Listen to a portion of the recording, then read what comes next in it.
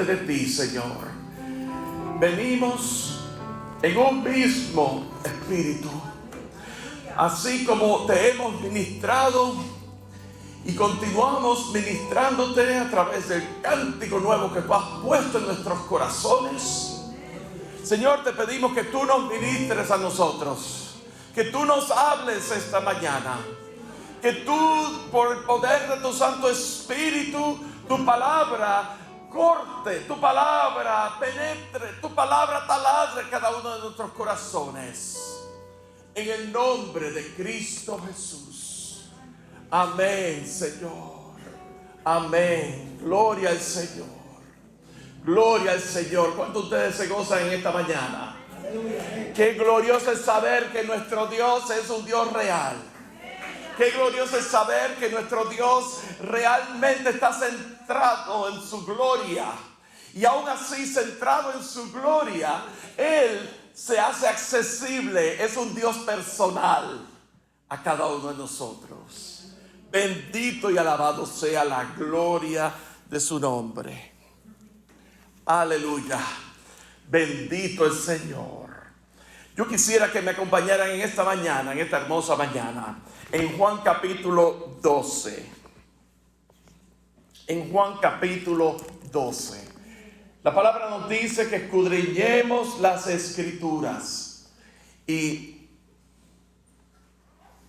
en ese escudriñar las Escrituras, ya sea que la tengan en forma de un libro, ya sea que la tengan en sus celulares de forma electrónica, escudriñemos las Escrituras y descubramos cómo Dios nos habla, cómo Dios te puede hablar a ti cuando tú abres la palabra, las Escrituras, y Dios escucha la voz de Dios hablándote.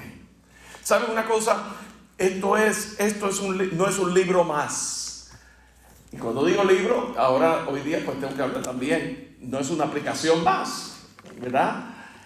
Pero es que la exposición de tus palabras alumbra.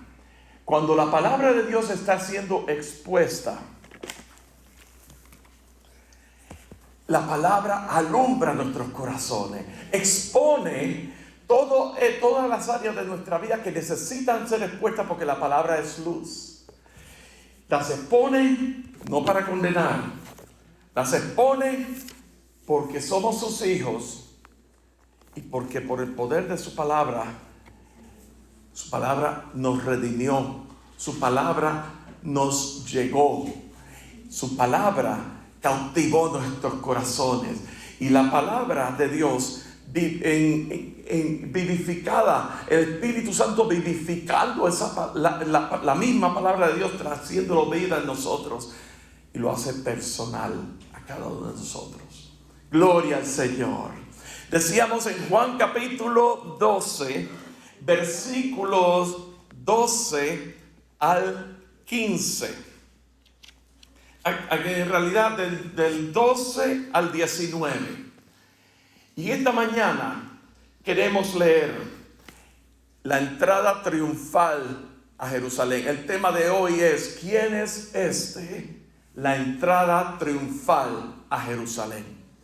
Y vamos a ir viajando a través de los distintos registros en los 4 evangelios, ¿verdad? Pero para el propósito de la lectura, vamos a concentrarnos en el evangelio de San Juan en este momento, capítulo 12, versículo 12. Por favor, díganme saber si lo tienen. ¿Lo tienen? Amén. Digan amén. Gloria al Señor. Bendito el Señor. Aleluya. Y dice así la palabra: el siguiente día, grandes multitudes que habían venido a la fiesta, al oír que Jesús venía a Jerusalén, tomaron ramas de palmera y salieron a recibirle y clamaban: Hosana, bendito el que viene en nombre del Señor, el Rey de Israel. Y halló Jesús un asnillo y montó sobre él, como está escrito: no temas, hija de Sión, he aquí tu rey viene, montado sobre un pollino de asna. Estas cosas no la entendieron sus discípulos al principio, pero cuando Jesús fue glorificado, entonces se acordaron de que estas cosas estaban escritas acerca de él y de qué se las habían hecho. Y daba testimonio a la gente que estaba con él cuando llamó a Lázaro del sepulcro y lo resucitó de los muertos, por lo cual también había venido la gente a recibirle, porque había oído que él había hecho esta señal. Pero los fariseos dijeron entre sí: ya veis que no conseguís nada. Mirad, el mundo se va tras él. Yo quisiera preguntarle en esta mañana y considerar: ¿cómo ves a Jesús? ¿Cómo ves a Jesús? ¿Puedes atesorarle? ¿Puedes apreciar su visitación a tu vida? Y si no, ¿qué impide? ¿Por qué no podemos entender? Lo que vamos a ver aquí a grandes rasgos es la entrada de Jesús a Jerusalén, la reacción de la gente, lo que decían sus detractores, los enemigos, aquellos que se oponían, la implicación que tenía la entrada a Jerusalén y el clamor a Jesús, el clamor de Jesús. Vamos a considerarlo primero, y lo vemos en el versículo 14 o 15, donde hay una cita directa de Zacarías capítulo 9, versículo 9. Su entrada a Jerusalén no fue una cosa de coincidencia, no fue casualidad, fue un cumplimiento profético. La cita en el versículo 15 dice: no temas, hija de Sión, he aquí tu rey viene, montado sobre un pollino de asna. Y vemos, a ver aquí, vemos que la entrada de Jesús en un pollino de asna. ¿Qué es un pollino de asna? Algunos me van a decir: no, ¿es un asno o es un pollito? No, no, es un pollino de asna, es el bebé de una asna. ¿Y qué tiene en particular el bebé? El bebé, digo, no es tan bebé, pero un asno joven que nunca ha sido utilizado, que nadie lo había montado. Fíjense que en el Evangelio según San Lucas, Jesús les da instrucciones a varios de los discípulos a que encuentren ese pollino de asna, y que si alguien le pregunta, el Señor lo necesita. ¿Y por qué? Porque Jesús iba a hacer la entrada a Jerusalén sobre un animal que no había sido maltratado, que nadie se había sentado sobre él. Y eso nos recuerda la condición de pureza de Jesús, sin pecado, sin pecado. Él entra, ¿verdad? Él, todo hombre y todo Dios, mas él no pecó. Y esa es la diferencia de Jesús, hombre, y de cualquier otro hombre. Que Jesús no pecó porque su condición, su naturaleza divina le protegía de pecar. Luego habla, ¿verdad?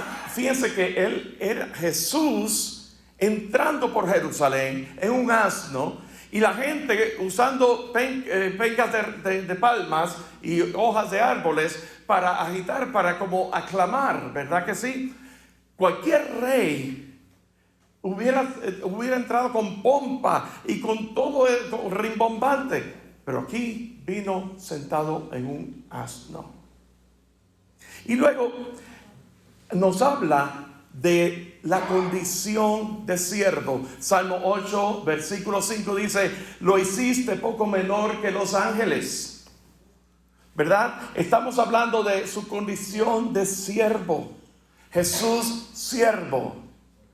Dice en Filipenses capítulo 2, versículo 5, el sentir de Cristo, haya pues en vosotros este sentir como en Cristo Jesús, el cual siendo en forma de Dios, no tomó su condición en cosa que aferrarse, sino que tomando forma de siervo, sufrió la cruz, menospreciando el oprobio. Bendito el Señor, siervo. Pero también la entrada a Jerusalén en un asno ante la multitud denota que el reino de Dios no es que va a venir, es que ya está entre vosotros. Ustedes saben una cosa, cuando nosotros venimos delante de la presencia del Señor, como hemos hecho en esta mañana, el reino de Dios ha venido a nuestras vidas. Y porque el reino de Dios ha venido a nuestras vidas, nosotros podemos reunirnos a celebrar la gloria de Dios y levantar su nombre y exaltar y adorarle con cántico nuevo y expresar de eso lo profundo que está en nuestros corazones y aún hasta perder nuestras voces en exaltación al Señor, gracias al polen de la primavera, ¿verdad? Cuando se me acabe esta me traje otra, ¿ok? Pero ¿cómo reaccionaba la gente? Mateo 21:10, alguien preguntó, ¿quién es este? La multitud decía, ¿quién es este? Y le contestaban más tarde en el versículo 15, sacerdotes y escribas. Había indignación en los sacerdotes y escribas. Estos sacerdotes y escribas en el registro de Lucas les decían, Jesús, reprende a tus discípulos. Había también un tipo de apatía. Ellos estaban ahí, que conocían la ley, conocían las tradiciones, se jactaban de ser los meros, se jactaban de todo lo que ellos sabían. Y aquí viene este hijo de carpintero, este hombre caminando ahí por un asna y decía, ya ves que no consiguen nada, miren, el mundo se va atrás de él. Juan 12:19. ¿Y cuál fue la respuesta de Jesús a esos fariseos? Salmos 8:2, de la boca de los niños y de los que maman, perfeccionaste la alabanza. ¿Saben qué? Fueron las mismas palabras, en síntesis, lo que Jesús le dijo a Nicodemo. Nadie puede ver el reino de Dios si no naciese de nuevo. Para ver el reino de Dios hay que ser como niños. Aún ante los fariseos y ante la multitud, Jesús les decía, venid, dejar que los niños vengan a mí, no se los impidan, porque de ellos es el reino de Dios. De la boca de los niños y los que maman. ¿Qué tienen en particular los niños? Los niños tienen una particular que es la inocencia, la ingenuidad, por decir así, pero los niños dicen las cosas como es. Dicen las cosas transparentemente, no tienen malicia. Y con nosotros, tenemos nuestra fe, hemos puesto nuestra fe en Cristo Jesús. Dice que tenemos que ser como niños. Tenemos que tener la fe de un niño. Y aun cuando nosotros expresamos nuestra alabanza al Señor, de la boca de los niños y de los que maman, perfeccionaste la alabanza porque es de lo más auténtico de nosotros. Nosotros ya adultos, ya hemos vivido, ya hemos tenido experiencias y ya no creemos que no las sabemos todas. Pero los niños no. Los niños se tiran. Y como salga, sale. Hay un nivel de autenticidad. Y en otro registro, en Lucas, Jesús les dice a los escribas y fariseos, si ellos callaran, si la multitud callara, las piedras clamarían. ¿Sabe que no puede ser contenido cuando tú ves a Jesús? Cuando Dios se revela a tu vida en la persona de Cristo Jesús, no te puedes quedar callado. No puedes quedar callado tu expresión de exaltación al Señor. No puedes quedar callado, callada de tu proclamación del Rey de Reyes y Señor de Señores. Y la multitud, habiendo tenido testimonio, según leímos en Juan capítulo 12, ellos, habiendo tenido testimonio de que Jesús estuvo presente en la resurrección de Lázaro y de las maravillas y prodigios, el clamor de la gente, no podían quedarse callados. ¿Qué era por qué estaban reaccionando estos religiosos? Bueno, hay que ver lo que se decía de Jesús. Anoten, Mateo 21:9 dice, le llaman hijo de David. Luego, en Mateo 21:9, Marcos 11:9, hacen una referencia al Salmo 18:26. Bendito el que viene en nombre del Señor. Hay un reconocimiento de que ese que está sentado en esa asna, en ese pollino, que está entrando por Jerusalén, ha sido el enviado de Dios, ha sido el Mesías prometido. No en balde hay una reacción tan antagónica a la persona de Jesús. ¿Sabes lo que es antagonismo, verdad? En contra de, sentimientos encontrados, sentimientos de apatía, sentimientos de hasta cinismo, hasta oposición. ¿Cuántos de ustedes han encontrado oposición? Hace unas semanas se estableció un reto en la iglesia de proclamar. ¿Cuántos de ustedes han visto oposición en sus vidas? En cualquier área. Ya sea oposición de otras personas, oposición a tu cuerpo físico, oposición en problemas de la familia, en tu casa, en tu trabajo. Oposición, oposición, oposición. El enemigo busca cualquier manera de extraer desaliento a la iglesia. Y esto es lo que estaba pasando con los religiosos. Bendito el que viene, el enviado. Bendito aquel que ha sido enviado. Ese es bendito. En nombre del Señor. Luego, en respuesta a esa pregunta, ¿quién es este? Alguien contestó, Jesús, el profeta, Mateo 21:11. Y luego, a través de los 4 evangelios, vemos aquí una declaración que es bastante contundente. Ese que está entrando ahí, no solamente es el hijo de David, no solamente es el enviado de Dios en nombre del Señor, no solamente es el profeta, fíjense lo que es el rey. Le llaman el rey. Marcos 11:10, bendito el reino de nuestro padre David que viene. O sea, hay una conexión directa entre Jesús, su oficio real de rey, y el rey David, del linaje directo de la tribu de Judá. Luego en Lucas 19:38, bendito el rey, un rey bendecido. Y luego en Juan 12:13, esta sí que estaba dura, el rey de Israel. El rey de Israel. Así que esa proclamación, no en balde, se caldearon los ánimos de momento. Entonces el clamor de paz en el cielo, gloria en las alturas, Lucas 19:38. Paz en el cielo. ¿Quién es aquel que es glorioso, que puede llenar tu vida y darte la paz que tú necesitas? El príncipe de paz. Paz en el cielo. Hay una conexión directa con Isaías 9:6 también. En cumplimiento, porque un niño nos es nacido, un hijo nos es dado, y el principado será sobre sus hombros.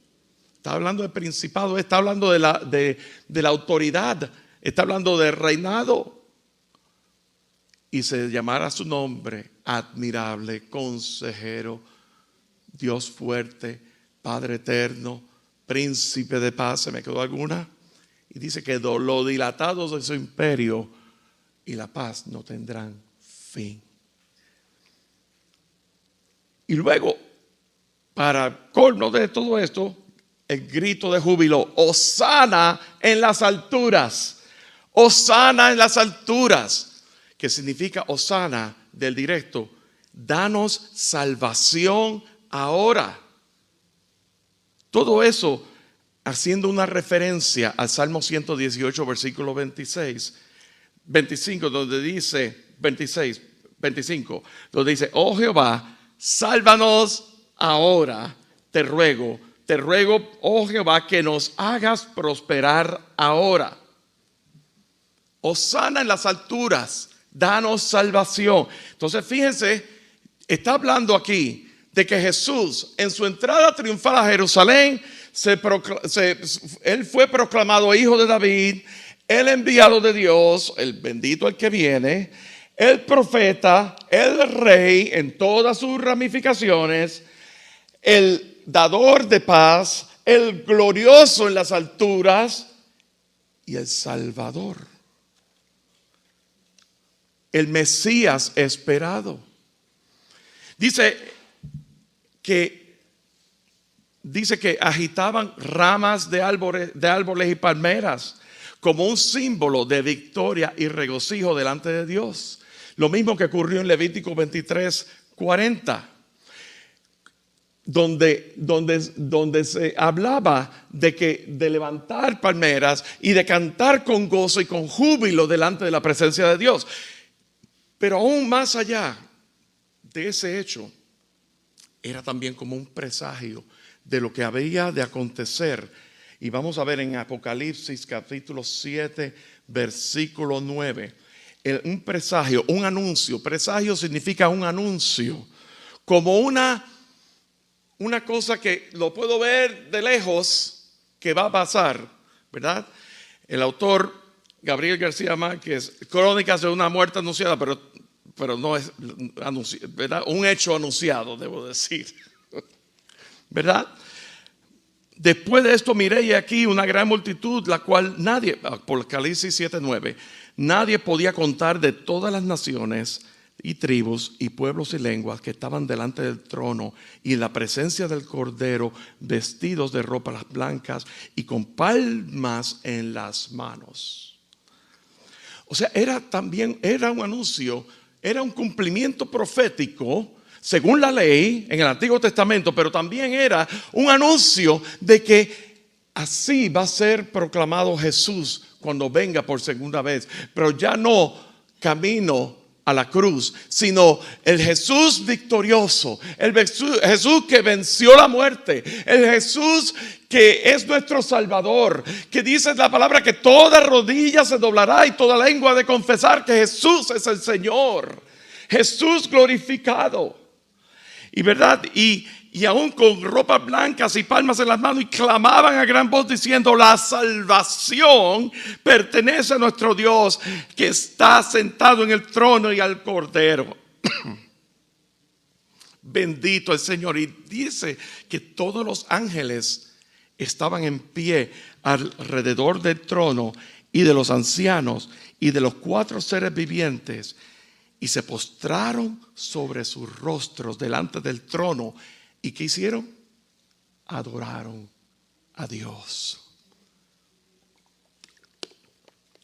Ahí sí que no habían clase religiosa apático, antipático a las causas del Evangelio. Este Jesús glorificado. En Marcos capítulo 11, versículo 11 nos da como un resumen de todos estos acontecimientos. La entrada a Jerusalén, luego la entrada al templo, luego dice que Jesús vio alrededor y veía que anochecía, y dice que se fue a Betania con los 12. Entrada a Jerusalén, entrada al templo, veía que anochecía y se fue a Betania con los 12. Y allí vamos a ver en Lucas capítulo 19, eso lo vamos a leer todos juntos. Digo, no en voz alta, pero búsquenlo por favor. Lucas capítulo 19. Estamos haciendo un resumen de todo esto, ¿verdad? Capítulo 19, versículos 41 al 44. ¿Qué fue lo que ocurrió aquí?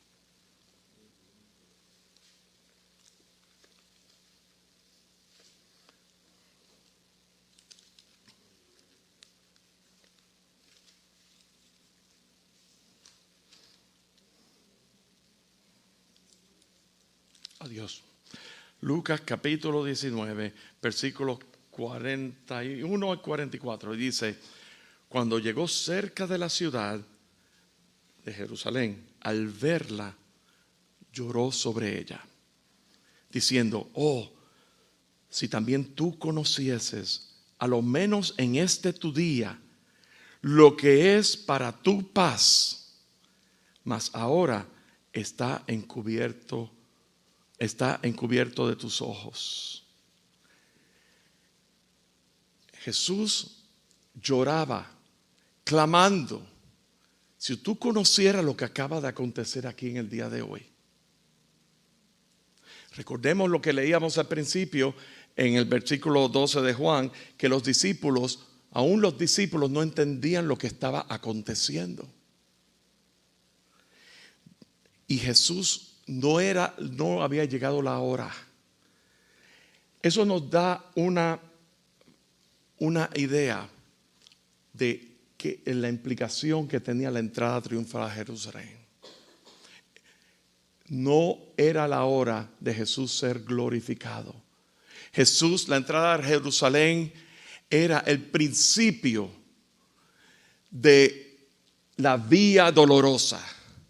Era el principio.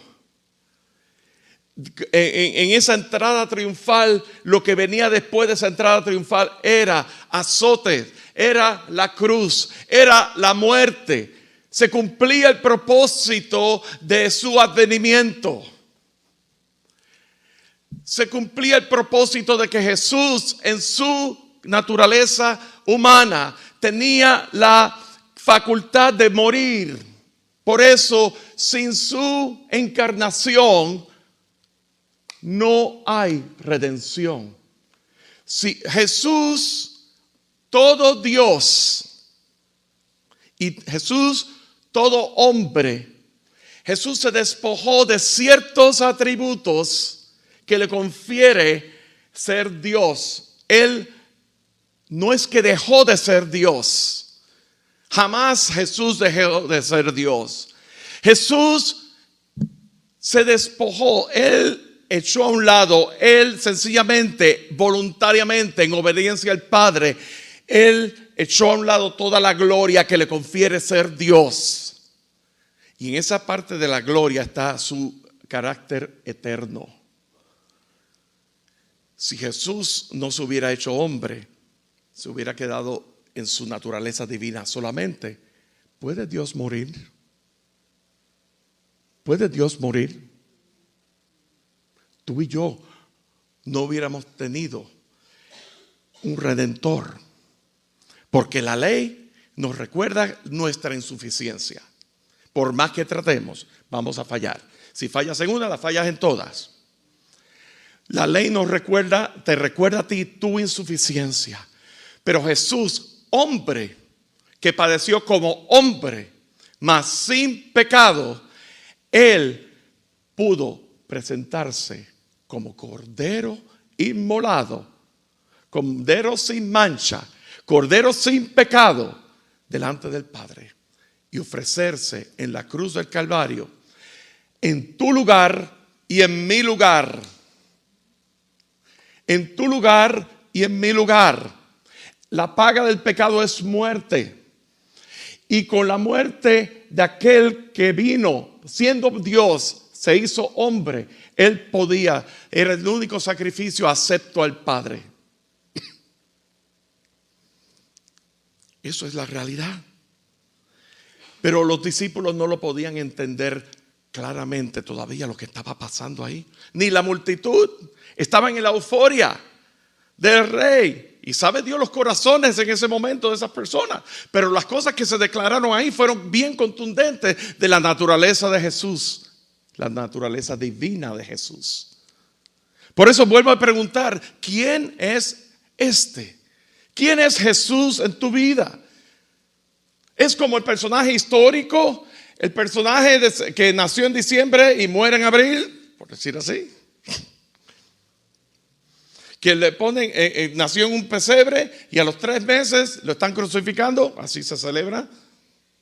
Así parece. ¿O es ese Dios hecho hombre que vino y tomó tu lugar y fue el único que podía tomar tu lugar en la cruz del Calvario. Pero fíjense una cosa. Versículo 43. Y aquí hay una profecía, porque vendrán días sobre ti, una profecía sobre Jerusalén. Vendrán días sobre ti cuando tus enemigos te rodearán con vallado y te sitiarán y por todas las partes te estrecharán y te derribarán a tierra y a tus hijos dentro de ti. No dejarán en ti piedra sobre piedra por cuanto no conociste el tiempo de tu visitación. El reino de Dios está aquí. El reino de Dios está aquí. Cuando nosotros vemos la visión y el entendimiento real, la palabra dice que sin visión el pueblo se desenfrena. Sin visión, donde no hay visión, el pueblo perece. El pueblo perece por falta de conocimiento. La pregunta que te tengo que hacer es: ¿conoces a Dios? Pero ¿conoces al Dios verdadero?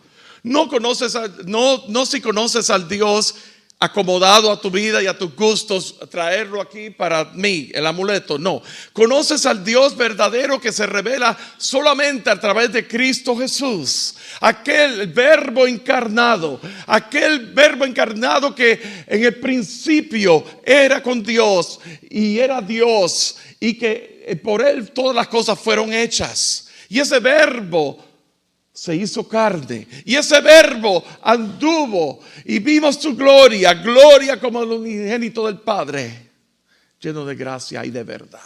Conoces a Jesús. Puedes atesorar el tiempo de tu visitación, el tiempo que el día que Jesús vino a tu vida, el día que Jesús se reveló ante ti por el poder de la palabra, el Espíritu Santo y la palabra revelado a ti, que cautivó tu corazón, no porque nadie te forzara, sino porque el mismo Espíritu Santo cautivó tu corazón y te conllevó al arrepentimiento y te conllevó a la salvación.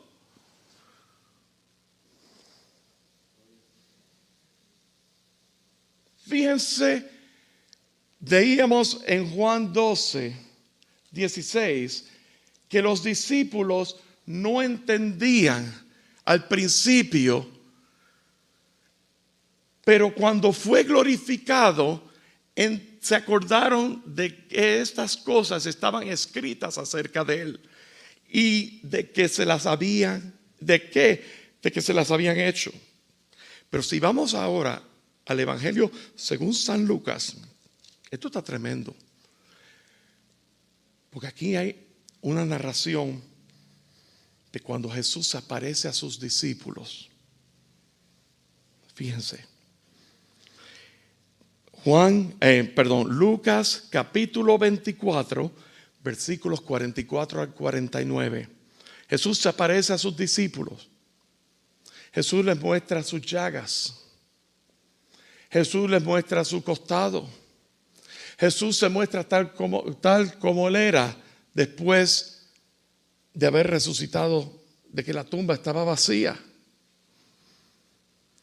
Y como si fuera poco, les preguntó a los discípulos: ¿tienen un pedazo de pan? Tengo hambre. Y fíjense lo que dice en el versículo 44. Estas son las palabras que yo les hablé estando aún con ustedes, que era necesario que se cumpliese todo lo que está escrito de mí. ¿En dónde? En la ley de Moisés, en los profetas y en los salmos. Hermanos, eso es en el Antiguo Testamento. El Antiguo Testamento anunciando a Cristo.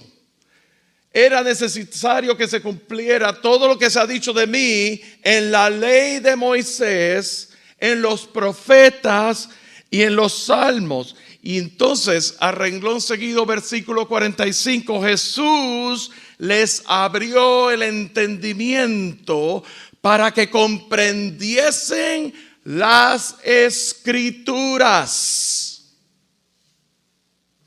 Y les dijo: así está escrito, y así fue necesario que el Cristo padeciese y resucitase de los muertos al tercer día, y que se predicase en su nombre el arrepentimiento y el perdón de pecados en todas las naciones, comenzando desde Jerusalén.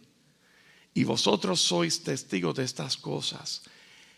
He aquí yo enviaré la promesa de mi Padre sobre nosotros. Somos participantes de la plenitud de Cristo, dice Juan, el Evangelio según San Juan capítulo 1. Somos participantes de la plenitud de Cristo. Somos participantes de las obras que Jesús llevó a cabo mediante la fe desde el momento de nuestro nuevo nacimiento. Y dice, pero quédense, escuchen esto. Está el entendimiento, les abrió el entendimiento. Ahora los discípulos pudieron hacer la conexión entre la ley, los profetas, los salmos, y poner por decir así, la imagen, la fachada. Delante de ellos se encontraba aquel que había cumplido todo eso en Cristo Jesús. Pero todavía no estaban listos para proclamar. Estaban diciendo, quédense en Jerusalén hasta que sean investidos desde lo alto. ¿Saben una cosa? Juan 14:6, yo soy el camino, la verdad y la vida. Nadie viene al Padre si no es por mí. Juan capítulo 1 dice que a Dios nadie le conoció jamás. El unigénito Hijo de Dios que está sentado en el seno del Padre le ha dado a conocer. Jesús mismo declaraba, aún cuando fue arrestado, si ustedes, el Padre y yo somos uno. Si ustedes me ven a mí, han visto al Padre. Pero el poder en esas verdades tiene que ser investido por Dios mismo, por aquel que Jesús prometió consolador. Tenemos que preguntarnos, ¿por qué cuando abro las escrituras, yo conozco al Señor? Yo llevo mucho tiempo en el Evangelio y ¿cuántas veces mucha gente se queja? Y lo tengo que decir aquí, no me estoy quejando. Mucha gente comentan, no se quejan, comentan, ay, es que cuando el pastor predica, me va por aquí. Y yo tengo que hacer un mejor trabajo trayéndolo más para acá, para el entendimiento de todo, ¿verdad? Porque eso no hay nada espiritual en utilizar algunas palabras así. Eso no te hace más espiritual ni nada. Pero vamos a llevarlo aún más a lo más sencillo. ¿Por qué cuando abrimos las escrituras, te has preguntado, no podemos entender? Nos cuesta trabajo entender. ¿Por qué? Vamos a ver la respuesta. Porque la respuesta la vemos en Apocalipsis capítulo 5, versículo 10. Y hay una precondición. Fíjate eso. Dice, y vi la mano derecha, capítulo 5. Y vi la mano derecha del que estaba sentado en el trono un libro escrito por dentro y por fuera, sellado con 7 sellos. Un libro. El rollo estaba sellado. ¿Cuál es lo que nos habla del rollo? Del libro que estaba sellado. Y vi un ángel fuerte que pregonaba a gran voz, ¿quién es digno de abrir el libro y desatar sus sellos? Y ninguno, ni en el cielo, ni en la tierra, ni debajo de la tierra podía abrir el libro, ni aún mirarlo. Y lloraba yo mucho, Juan, hablando, ¿verdad? En su visión, porque no se había hallado a ninguno digno de abrir el libro, ni de leerlo, ni de mirarlo. Y uno de los ancianos me dijo, no llores. Escucha bien esto, escúchate esto. ¿Por qué cuando abrimos la escritura no entendemos? Dice, he aquí que el león de la tribu de Judá, la raíz de David, ha vencido para abrir el libro y desatar sus sellos. Y miré y vi que en medio del trono de los 4 seres vivientes y en medio de los ancianos estaba en pie un cordero como inmolado, que tenía 7 cuernos y 7 ojos, los cuales son los 7 espíritus de Dios enviados por toda la tierra. Y no vamos a entrar en esa parte de los 7 espíritus ni los 4 rostros. Y dice, y vino y tomó el libro de la mano derecha del que estaba sentado en el trono. Y cuando hubo tomado el libro, los 4 seres vivientes, los 24 ancianos, se postraron delante del Cordero. Todos tenían arpas y copas de oro llenas de incienso, que son las oraciones de los santos. Y cantaban un cántico diciendo, digno eres de tomar el libro y de abrir sus sellos, porque tú fuiste inmolado y con tu sangre nos has redimido para Dios de todo linaje, pueblo, lengua y nación, y nos has hecho para nuestro Dios reyes y sacerdotes, y reinaremos sobre la tierra. Vamos a tomar este pasaje. ¿Por qué no podemos entender las Escrituras? Porque el libro está sellado. Pero ¿quién es el único que puede abrirlo? El Cordero de Dios, inmolado desde antes de la creación, destinado desde el principio de la creación, Jesús mismo. Vemos que a los discípulos les abrió el entendimiento, pero les dijo, esperen hasta que sean investidos. El rollo en el original significa biblión, que de ahí viene la palabra Biblia. Y los sellos son los misterios de Dios, la revelación de Dios. ¿Saben una cosa? ¿Quién es este? Este es Jesús, el Cordero de Dios, el que es digno de abrir el libro, y el que es digno de abrir el libro delante y darnos entendimiento y revelarse a sí mismo y llevarnos al Padre y mostrarnos el camino, verdad y vida a Dios. El mismo que anunció la llegada del Espíritu Santo, el mismo que daría poder para hacerle sus testigos, el mismo que anunció que yo no los dejaré solos, enviaré un consolador. Ese mismo Jesús que a su entrada triunfal de Jerusalén, siguiente a eso, él habría de entregarse, habría de ser azotado, habría de ser crucificado, habría de derramar su sangre. Pero ese mismo que al tercer día venció la muerte. Así que, ¿cómo nosotros hemos de reconocer el tiempo de su visitación? En la medida que nosotros profundizamos en nuestra comunión con Dios, tiene que haber una intención de un tiempo delante del Señor.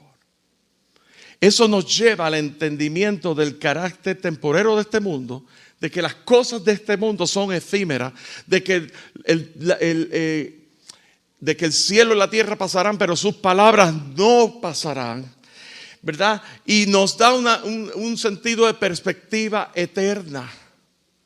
Nos da visión del reino de Dios. Nos da visión aún para nuestras familias bajo el sacerdocio de Cristo. Aún nos da visión en nuestros matrimonios como un reflejo, no como un papel que se firma. Eso se hace en el gobierno. Eso se hace en el gobierno para las cuestiones de legalidad. Pero el matrimonio instituido por Dios como un pacto donde tú estás de acuerdo, hombre y mujer, de acuerdo con Dios de que tú vas a ser el centro de nuestra relación, y por consiguiente en esa unión que Dios hace vas a reflejar la imagen de Dios, de Cristo y su iglesia. Vas a reflejar la imagen de Dios en la unión Padre, Hijo, Espíritu Santo. Cada una de las personas con sus distintivos, con sus características específicas, más los tres compartiendo la unidad de la divinidad de Dios. Pero aún vamos a poder tener una visión del reino de Dios en nuestra familia, en nuestro matrimonio, aún con nuestros hijos, siendo portavoces del legado espiritual. Herencia de Jehová son los hijos. Y podemos ver entonces la visión de lo que es el cuerpo de la iglesia, su cuerpo como expresión de Cristo aquí en la tierra. Experimentamos por consiguiente la paz del Señor por encima de toda aflicción. Así que Dios te está desafiando y te pregunta, ¿quién es Jesús? ¿Quién es este? ¿Quién es Jesús en tu vida? En tu casa, en tu familia, en tu trabajo, en el servicio al Señor. Él es tu Señor. Él es aquel que ha venido, enviado de Dios para tu salvación. Él es tu Rey. Y a eso decimos, hosana en las alturas. Bendito el que viene en nombre del Señor. Si nos ponemos de pie y los músicos pasan adelante. La palabra dice, 2 Corintios capítulo 5, que si alguno está en Cristo, nueva criatura es. Las cosas viejas pasaron, y aquí todas son hechas nuevas. ¿Saben una cosa? Cuando vemos aún en el Antiguo Testamento el profeta Ezequiel que hablaba de las aguas salutíferas, eran para sanidad de las naciones. Y Dios te está invitando en esta hora que tú te sumerjas en el río de Cristo, en el río de Dios, para sanidad de tu vida, para sanidad de las naciones, para sanidad aún sabiendo que todo lo que quedó atrás, todo el pasado, Dios lo hizo nuevo en Cristo Jesús, porque estamos bajo la sangre del Cordero, que nos ha redimido, que hemos sido comprados. ¿Tú lo crees así? Ese es Jesús. Pablo decía, Cristo en nosotros la esperanza de gloria. Ahora mismo es una esperanza, la esperanza, hablaba Pablo acerca de la esperanza de la vida eterna, pero llega un momento que aún ni la muerte, ni la vida, ni lo alto, ni ángeles, ni potestades, ni lo alto, ni lo profundo, ni nada, ninguna otra cosa creada nos podrá separar del amor de Cristo Jesús, porque en Él somos más que vencedores. Él es Dios, Él es Rey. Él es tu Dios, Él es tu Señor. Oh Señor, y en esta hora venimos delante de ti, creyéndote. Oh Señor, y aún en esas áreas de nuestras vidas que tú deseas tratar y formar el carácter de Cristo Jesús en nosotros, henos aquí, nos rendimos a ti, Señor. Porque separados de ti nada podemos hacer. Señor, tú eres nuestro Dios. Tú eres nuestro Señor. Tú eres nuestro Salvador. Tú eres el sumo sacerdote. Jesús, sumo sacerdote que delante del Padre intercede por su pueblo. Oh Señor, en esta hora delante de ti venimos. Oh Señor, pidiéndote, clamándote que tú crezcas bien alto y que yo mengüe. Oh Señor, que podamos asirnos, echar mano, atesorar esta realidad. Señor, en esta hora delante de ti venimos. En el nombre de Cristo Jesús.